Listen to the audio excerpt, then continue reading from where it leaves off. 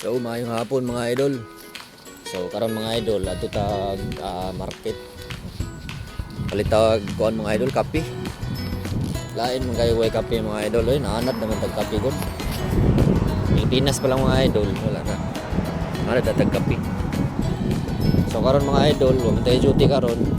Ang uban company diri sa South Korea mga idol. Wala na, nagsugod na ilang bakasyon mga idol. No?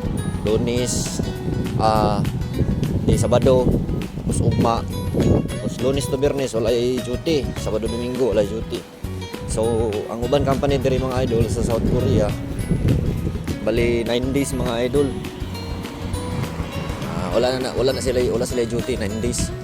So sa mga idol ay naamanta sa company nga medyo kusog, no, basta kanang ingon ani na mga okasyon diri sa South Korea.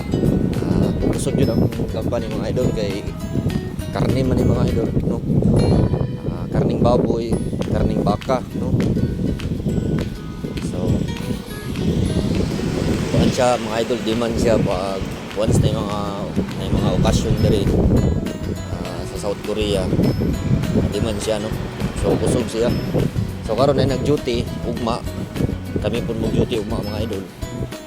Then sa Lunes duty pun mi. So Martes, Miyerkules, Huwebes para na amo ang relax mga idol. So ang sa uban mga idol is diretso ila jud, no. Gikan karon Sabado, Domingo, tapos Lunes to Biyernes, Sabado, Domingo. Balik sila mga idol Lunes. Sa mga pod lahi jud. Depende, nakadepende dyan na siya mga idol sa company nga imong maabtan diri. Ay amo karon ay nag-duty, ugma na nag-duty, Lunes duty, tapos Martes, Miyerkules o Huwebes para na amo paulay mga idol. Mana mo ang relax.